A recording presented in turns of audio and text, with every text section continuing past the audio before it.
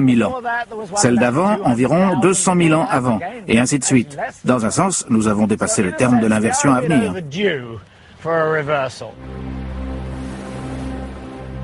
Est-ce pour cela que le champ terrestre diminue?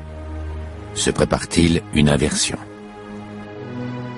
Les scientifiques ont cherché un lien entre le changement d'intensité et le changement de polarité.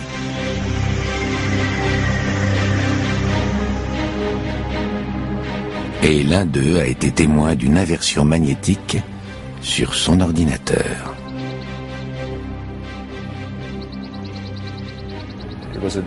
C'était une question intrigante. Il fallait apporter une réponse. Et les ordinateurs devenaient assez puissants pour résoudre toute une série d'équations décrivant la convection dans le noyau terrestre et la façon dont ce mouvement génère un champ magnétique.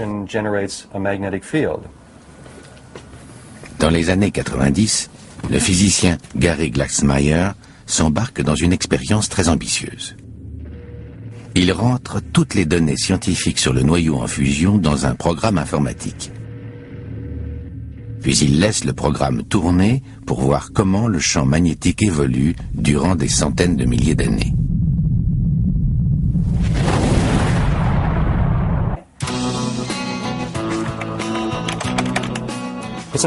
Il est important de comprendre combien de temps prennent ces simulations. À chaque fois que l'ordinateur résout les équations, le résultat final avance d'un cran, et un cran équivaut à 10 jours. En 10 jours, les choses ne changent guère, ce qui veut dire qu'il faut résoudre beaucoup d'équations. Il faut les résoudre des millions et des millions de fois pour pouvoir simuler les centaines de milliers d'années dont on avait besoin. Un cas peut faire mouliner 6 mois les ordinateurs les plus rapides du monde. J'utilisais des superordinateurs du département de l'énergie, de la NASA et de la Fondation nationale de la science. Et dès que j'arrivais, je m'assurais d'abord que les ordinateurs fonctionnaient toujours. J'ai fait ça chaque jour, 7 jours sur 7, pendant plus de 4 ans. Et je me souviens qu'à un moment donné, au printemps, j'étais allé faire des conférences dans des universités. Quand je suis revenu, après plusieurs semaines, je me suis dit qu'il était temps que je regarde les détails du champ magnétique. Et je me suis aperçu que sa polarité avait changé.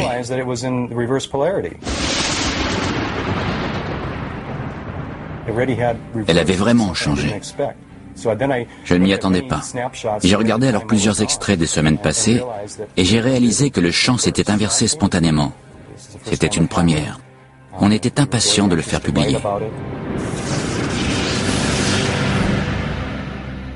C'était vraiment passionnant.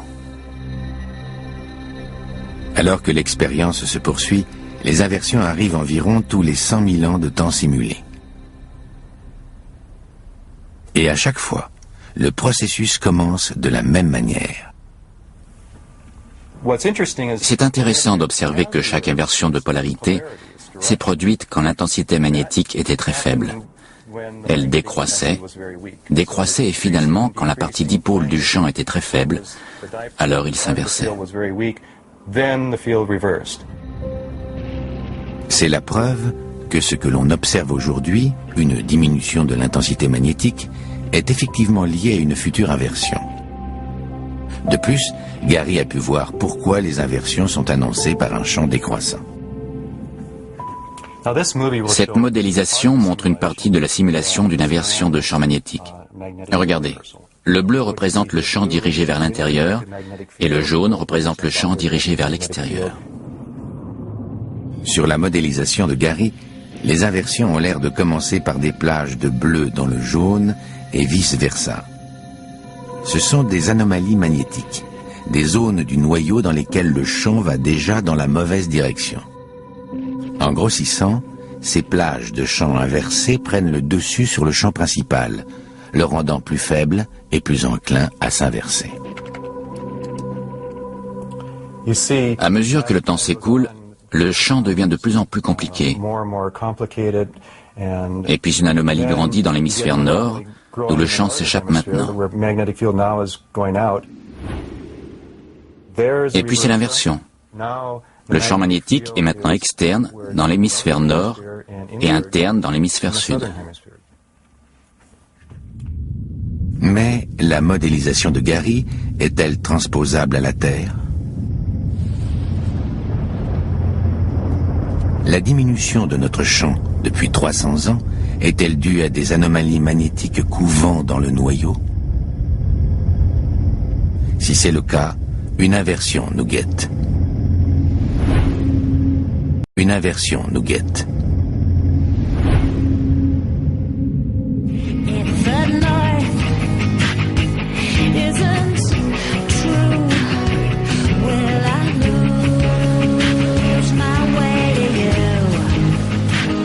Or, il existe des écrits détaillés qui couvrent très exactement ces 300 ans. Ce sont les livres de bord de la Marine royale. Comme l'a découvert le géologue Jeremy Bloxham, les marins des 18e et 19e siècles étaient obsédés par le champ magnétique. Au temps de James Cook, quand il faisait ses explorations, la boussole était l'outil de navigation principal. Cependant, l'aiguille d'une boussole n'indique pas le vrai nord, le pôle nord géographique, mais le nord magnétique. Pour les marins, connaître la différence entre le vrai nord et le nord magnétique était une question de vie ou de mort. Mais ils savaient bien que le champ magnétique change constamment, au gré du nord magnétique qui se déplace autour du pôle. Alors, au fil des siècles, les navigateurs ont dû mesurer et remesurer l'angle entre le vrai nord et la direction indiquée par leur boussole. C'est l'angle de variation.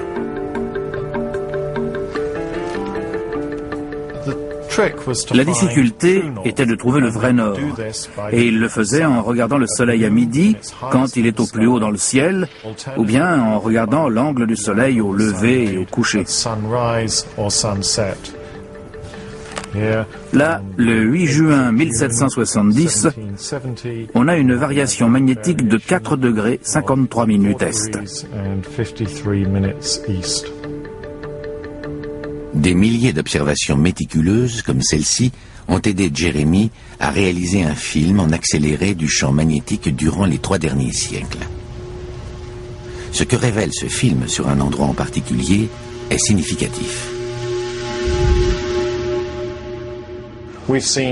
On a observé des changements brutaux dans le champ magnétique sous l'Atlantique Sud.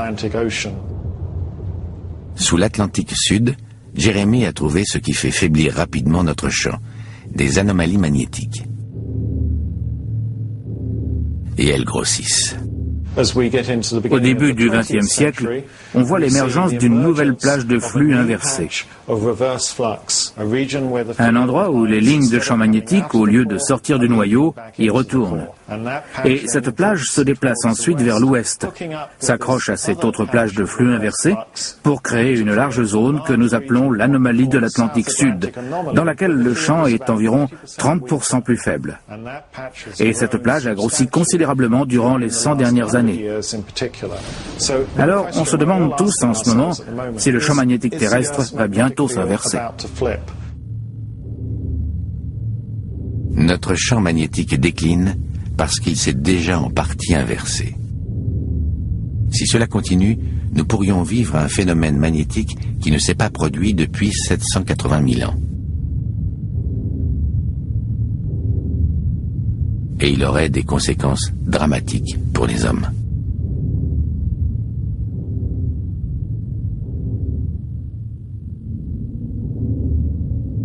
Il y a un trou dans le champ magnétique de la Terre, et il s'agrandit. Sous l'Atlantique Sud, les lignes de champ magnétique vont dans le mauvais sens et affaiblissent notre bouclier. Les modélisations numériques indiquent que ça pourrait être le début de l'ultime orage magnétique, une inversion totale du champ. Il n'y a aucun doute quant à une nouvelle inversion du champ magnétique terrestre. On ne se demande plus si ça va arriver, mais quand ça va arriver. Durant ces dernières centaines d'années, l'intensité du champ magnétique terrestre a diminué. C'est peut-être le signe d'une prochaine inversion. La durée entre 2 inversions est de l'ordre de quelques centaines de milliers d'années. Alors l'heure a sonné. La race humaine, depuis l'Homo sapiens, vieux de 35 000 ans, n'a jamais vécu d'inversion magnétique. Si l'on observe vraiment des signes avant-coureurs, que va-t-il se passer ensuite?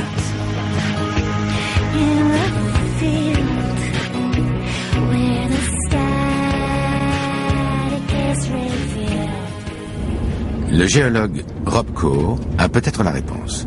Il a passé des années à étudier les inversions. Je suis venu pour la première fois à Steens Mountain il y a 25 ans. Et quand on a roulé jusqu'au sommet, on n'avait aucune idée de ce qu'on allait voir.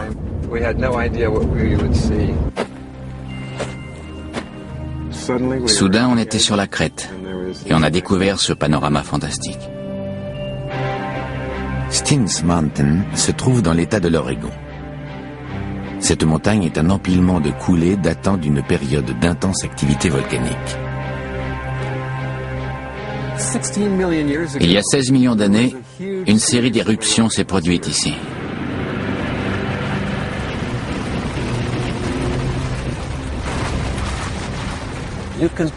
Il y a des centaines de coulées superposées dans cette paroi. Les traits délimitent les différentes coulées. Ça fait plus de 914 mètres de hauteur.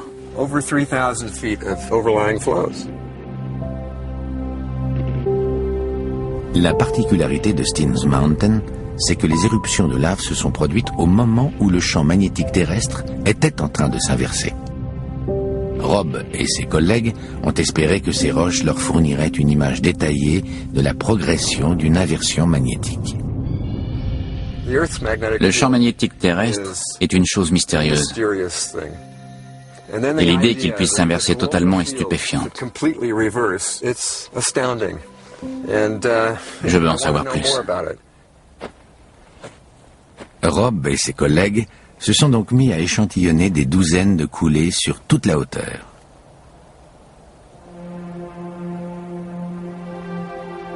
Ils ont observé que les couches inférieures étaient aimantées à l'envers et indiquaient le sud. Les couches supérieures, près du sommet, étaient aimantées vers le nord. Les couches intermédiaires témoignaient d'un chaos magnétique. L'inversion a duré plusieurs milliers d'années. Mais le plus surprenant, c'est l'activité du champ durant ce temps. Au début de l'inversion, l'intensité du champ terrestre a diminué de façon dramatique, de 80 ou 90%. Au cours de sa disparition, le champ a agi très irrégulièrement. Pendant environ 300 ans, la direction du champ a changé constamment pour finalement opérer un virage à 180 degrés vers le nord et recommencer à s'intensifier. Mais il n'a pas pu garder cette polarité. Il s'est à nouveau inversé et a perdu son intensité. Une fois encore, le bouclier magnétique de la Terre disparaît pratiquement, cette fois pour 3000 ans. Et le champ restant change tellement vite que Rob a trouvé une coulée qui a enregistré ces folles gyrations, même lors de son refroidissement. Voici la coulée que l'on a échantillonnée ici même. Ce qu'on a trouvé était difficile à croire. Les bords du bas et du haut, rapidement refroidis, ont une polarité, la même que celle de la couche du dessous.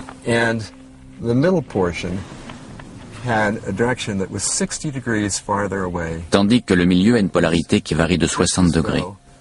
C'est comme si le champ s'était déplacé de 60 degrés pendant que la coulée refroidissait. Si vous faites le calcul, ça fait 6 degrés par jour.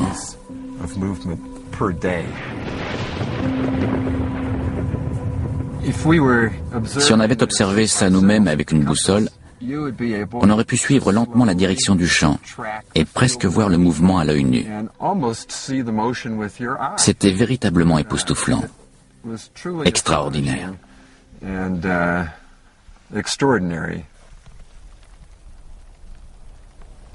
Si on se base sur les laves de Steens Mountain, la prochaine inversion entraînera des siècles de chaos magnétique, avec un nord magnétique changeant chaque jour de direction. Durant cette longue période, le champ magnétique sera trop faible pour nous protéger, et cela aura des conséquences sur la santé humaine.